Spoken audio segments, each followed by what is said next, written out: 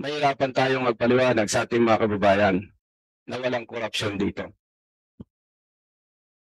Locally manufactured vehicles and imported vehicles. And masyadong malaki po ang discrepancy when it comes sa cost dito. So, Chair, maitanong ko lamang po kung maaari sa chairman ng LTFRB, magkano po ba ang government subsidy per unit dito sa vehicles natin pinag-usapan, Mr. Chair? Kapag binasa po natin yung Public Utility Vehicle Modernization Program, walang kaduda-duda, napakaganda po. Pero kung titingnan po natin sa implementation, kung hindi talaga ito ma-address properly, wala ding kaduda-duda, mahirapan tayong magpaliwanag sa ating mga kababayan na walang korupsyon dito. And Mr. Chair, kapag napag-uusapan ng milyon-milyon peso, especially na may agam-agam ang ating mga kababayan sa LTFRB na merong anomalya. Pero syempre, hanggat hindi pa ito natutup o napapatunayan, ay alegasyon lamang yan, Mr. Chair. And dito po sa ating pinag-uusapan, PUBMP, may dalawang mahalagang elements po dito. Yung locally manufactured vehicles and imported vehicles. And masyadong malaki po ang discrepancy when it comes sa cost dito. So, Chair, maitanong ko lamang po kung maaari sa chairman ng LTFRB, magkano po ba ang government subsidy per unit dito sa vehicles natin pinag-usapan, Mr. Chair?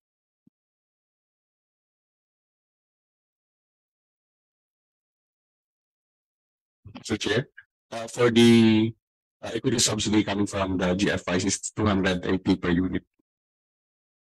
Equity subsidy. How much, Mr. Chair?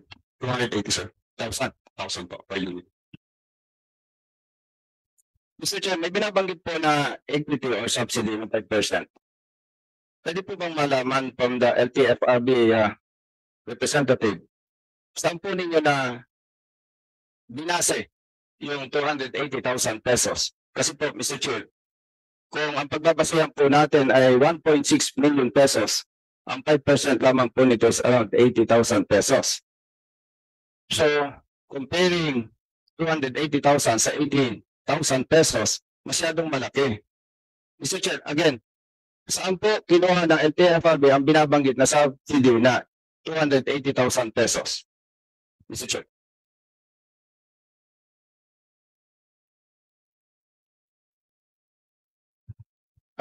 Your Honor, I may be allowed. Yeah, yung nung nagsimula po yung PUVMP, yung presyo po ng ating vehicles was a little more than 1 million po. So nung nilagay po nun yung 5%, it was like mga 80,000 po. Okay, Mr. Chair. Pasensya po. Kasi limited po ang time namin. Hindi kami pwedeng makipag-discussion sa inyo. Ang tinatanong po natin, Mr. Chair, saan po ibinase ng LTFRB ang sinasabi ninyong subsidy na 280,000 pesos? Kasi po, yung subsidy na nadidinig natin na 80%, that is based on 1.6 million pesos. So, masyadong malayo. Ang tanong, Mr. Chair, saan po ninyo ibinase yun? Basically, nanginuto sa amin ni Secretary Bautista to improve the guidelines po. So nagkaroon po kami ng mga meetings and we decided to go further than 5% po para nga po mas makatulong tayo dun sa ating mga mag-avail ng modern vehicles eventually. Yun po yung naging basehan namin. Okay, Mr. Chair, good answer. Pero ilang percent po itong 280,000 pesos? Limagpasa po yun sa 5% po. If you will base it on the mga 2.5, 2.8 po na vehicle, it is around mga nasa almost 10% na po yan. Almost 10%. Mr. Chair, sino po ba ang nagde-decide kung ilang percent ang subsidy? Is it DOTR or anong agency po? Or LTFRB? Kasi, base po doon sa nabasa ko sa article, 5% only. Then, ginagawa po ninyong 10%, Mr. Chair, which is 2.8 million. Anyway, hindi ko na po patatagalin ang questions ko doon, Mr. Chair. So, very clear, Mr. Chair, yung pong binabanggit ninyo na 10% subsidy is based on 2.8 million pesos cost per unit of vehicle. Tama po ba ako, Mr. Chair, na itong pinag-usapan natin, imported vehicles or locally manufactured vehicles? Mr. Chair, wala ho kaming pinagbabasihan kung ito imported or local. The price is, that is a fixed subsidy po doon sa sasakyan. And yung pagbili po ng sasakyan ay nasa kooperatiba po yun. Hindi ho saklaw ng LTFRB or ng DOTR kung ano po yung bibili nilang sasakyan. At base po sa datos po namin, I think more than 60% ng mga nabili pong sasakyan ay locally manufactured vehicles po. So, Mr. Chair, kung sinasabi po na hindi yung basihan, Mr. Chair, magkano po yung locally manufactured vehicles? Ang nasa market range po niyan is tumatakbo from 1.6 to 2.4 ng ang amin po pagkakaalam.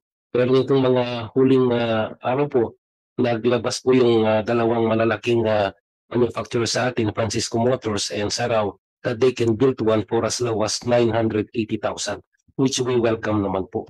Thank you, Mr. Chair. Mr. Chair, nabanggit po ni LTFRB Chairman, may offer po yung local manufacturers ng around 900,000. Mr. Chair, masyado po tayo nakapokus dito sa amount na to. Kasi, siyempre, mas malaki ang babalikate ng taong bayan. Why? Taong bayan. Wala namang pambayad yung mga drivers. Saan nila kukunin yung pambayad? Sa mga commuters. So, taong bayan, Mr. Chair, ang babalikat nito. Mr. Chair, if I might be allowed, ang tanong po sa LTFRB, ilan na po ang kooperatiba ang active dito sa PO BNP? Whatever the country, ilan po yung active cooperatives? Your Honor, ako na lang po sasagot sa OTC. Registered po sa aming opisina, we have 1,700 plus po na nag-register po ng kooperatiba since the start po. Okay. Mr. Chair, may pinag-usapan po tayong 2.8 million pesos. And may nabasa po akong article, Mr. Chair, na base po sa computation ng Land Bank, kapag may utang ka na 1.6 million or 6% interest per annum for 7 years, approximately 25,000 pesos per month ang mabayaran sa unit pa lamang. Pero kung ang pinag-uusapan po natin, Mr. Chair, is 2.8 million cost per unit with 6% interest for 7 years, based on the Land Bank computation, ang monthly na dapat na ma-raise ng kooperatiba per unit is more than 40,000 pesos or 1,800 or more. Hindi pa po kasama dyan yung fuel, facilities, cooperative management, maintenance, and other mandatory expenses. So pag kinumpute po natin yan, Mr. Chair, meron pong target per unit na more or less 4,000 to 5,000 pesos per day. Wala pa po diyan yung dapat kikitain ng driver. At sinasabi po na dahil sa pagsisikap at talagang halos nagtitis na lang gutom ang ating mga kababayan, more or less 1,500 to 2,000 pesos per day ang dapat nilang kitain.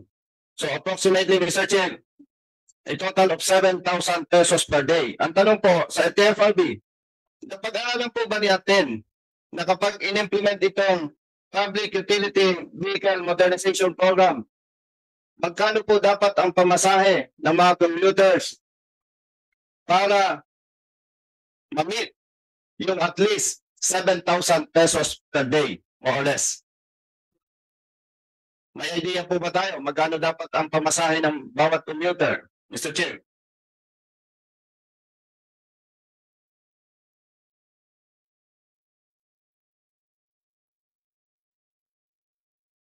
Your Honor, you still have 2 minutes. Thank you, Mr. Chair. Gusto naman po natin malaman bilang lead agency para po dito sa realization itong PUBMP, ang LTFRB, siguro naman dapat po pinag-aralan ninyo kung implement natin to, itulak natin yung 2.8 million pesos per unit sa ating mga kababayan to cooperatives. Magkano dapat ang pasahe ng bawat commuter para matarget natin yung more or less 6,000 or 7,000 per day para makabayad sa utang at kumita naman ang ating mga kababayan. LTFRB, Mr. Chair, any idea how much?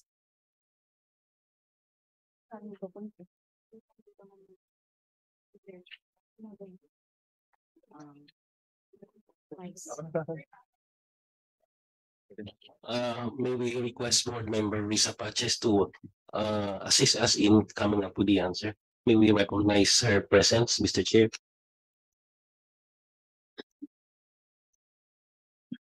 Good morning, honorable members of Congress. To respond to the question, sir, based on the calculation on the affordability of the cooperative when they applied for the loan, the current consideration is the existing fare.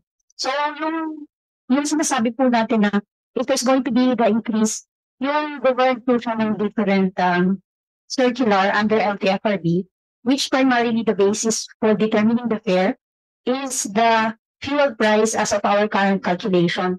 Nakasama na po dun sa when we try to do adjustment in the fare, is yung prudence dun lang po sa fuel price. But in the evaluation, I think that those are in a better position to determine yung rate is, si banks po, yung current computation nila, dun sa mga babayaran na amortization is based on the current fare as regulated by LTFRB.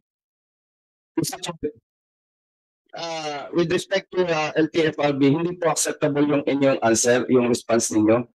Kasi kapag umutang po tayo, number one, kailangan natin bayaran yan. Magkano interest, gaano katagal, ano yung mga expenses like management, facilities, and etc. Hindi po pwede yung suntok sa buwan, Mr. Chair. So, dapat po, malinaw yan. Para even us, here in Congress, pag tinanong tayo natin mga kababayan, ay to ay kaya nating mag-explain. Dapat po klaro yan, Mr. Chair. Dahil kung hindi po klaro, parang hindi maganda yung magiging implementation nito yung result, Mr. Chair. LTFRB, Mr. Chair. So, I think, hindi po ninyo kayang sagutin kung magkano yung more or less magiging pamasahe ng ating mga kababayan. But, Mr. Chair, with respect to LTFRB, kung hindi po ako nagkakamali dito sa ating analysis, kung 15 pesos na pamasahe sa pampasahirang jeep, hindi po kayang ma-implement ito or ma-avail ng ating mga kababayan para bayaran ang lahat ng mga obligasyon sa halagang 15 pesos. Kung wala ang LTFRB na assessment, Mr. Chair, based on my personal evaluation, magiging 30 to 40 pesos ang pamasahe ng ating mga kababayan para makover yung mga dapat bayaran. And, Mr. Chair, ito pong issue na ito ay malaki. Ang mangyayari po, malaking hirap ito para sa ating mga kababayan. Hindi naman ang magsasuffer dito directly yung mga drivers. Ang magsasuffer dito, Mr. Chair, yung commuters kasi doon kukuha ng pambayad ang kooperatiba sa pamamagitan ng mga drivers na kanilang gagamitin. Kaya, if I may suggest, Mr. Chair, dapat mapag-aralan which is which, yung 900,000 pesos cost per unit o 2.8 million pesos per unit. Dapat po, klaro, kung ito ang ibebenta natin sa kooperatiba, magkano yung magiging pamasahe ng ating mga kababayan. On a sample amortization schedule submitted by the LTFRB, sinasabi po dito na ang monthly amortization is 35,527 kung ang unit cost is 2.45 million pesos. And hindi po nagpabilang dito kung magkano yung monthly amortization. Kung ang unit natin pinag-usapan, which is imported vehicles, 2.8 million. That's why, Mr. Chair, pinalculate ko po. And based on that, I come up with the amount of 40,000 pesos and 602 per month, monthly amortization. 40,602. And kung yung pong locally manufactured vehicles ang ating gagamitin, modernized and compliant doon sa requirements ng DOTR, which is more than 1 million only, ang monthly amortization po nito is 17,000 pesos only.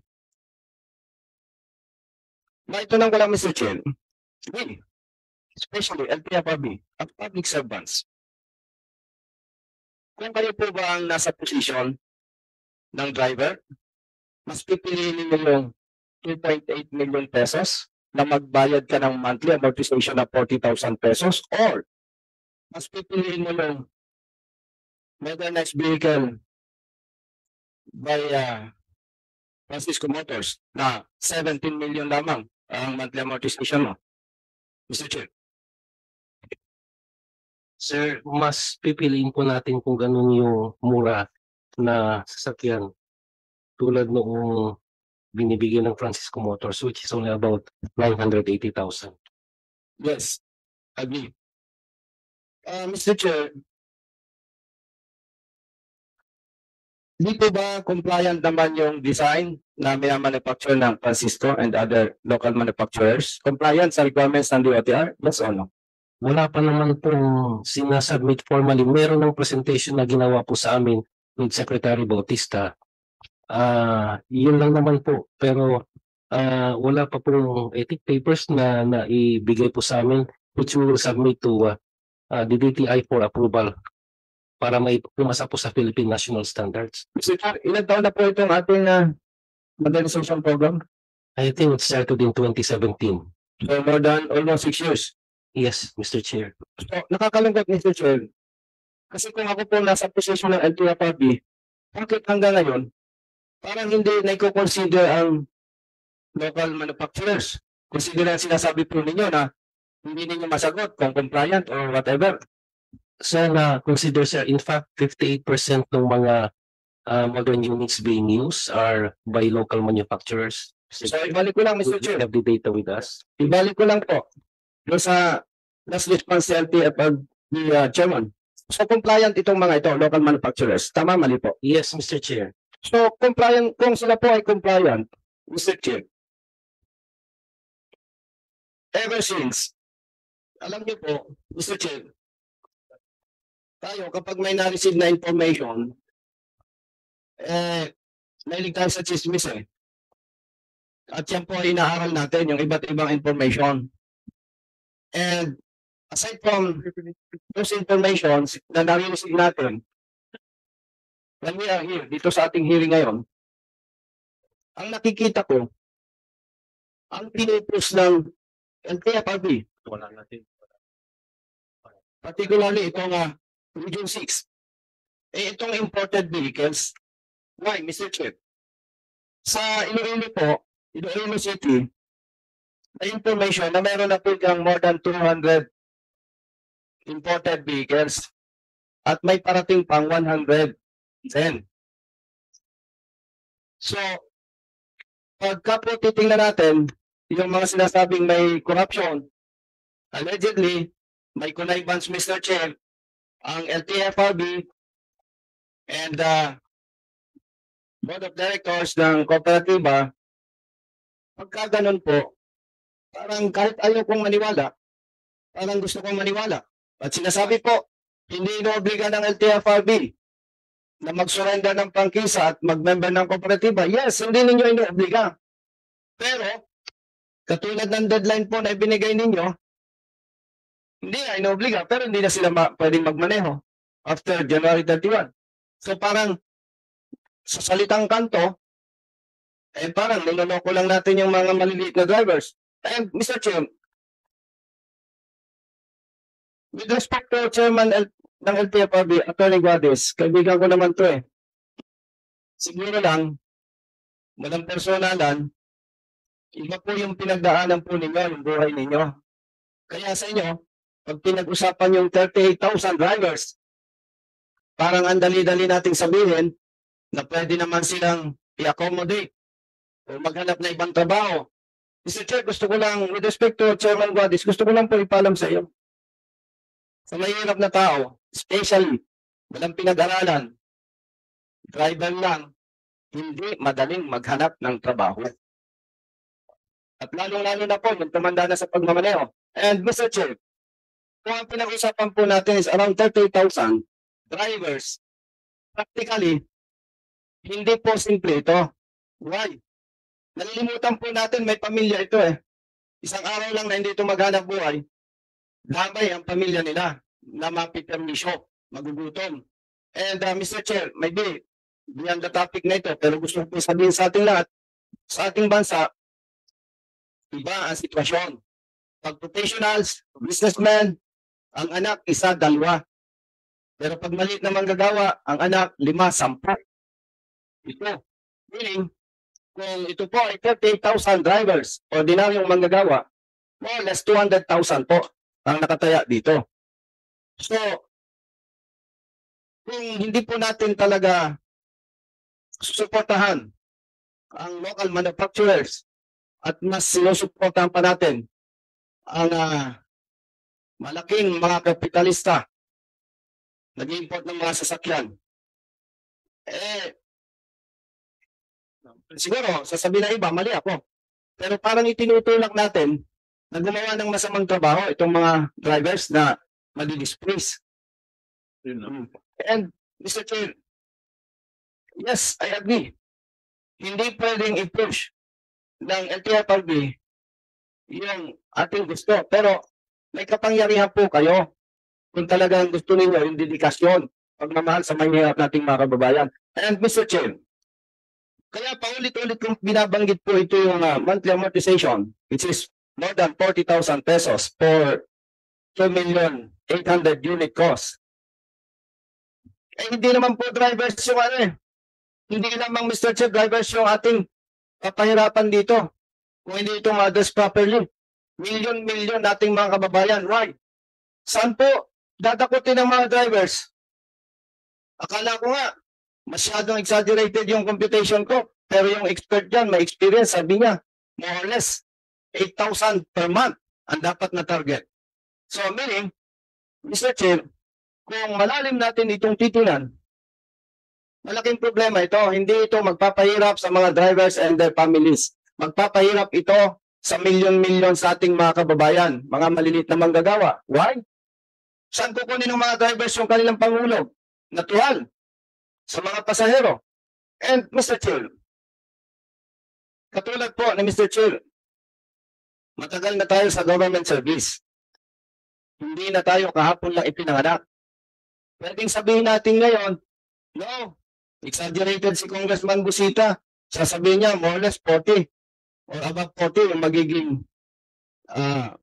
pasahe o yung fare sa mga dito sa mga public utility vehicles. Pero once na nandiyan na yan, helpless na po yung maliliit nating mga kababayan.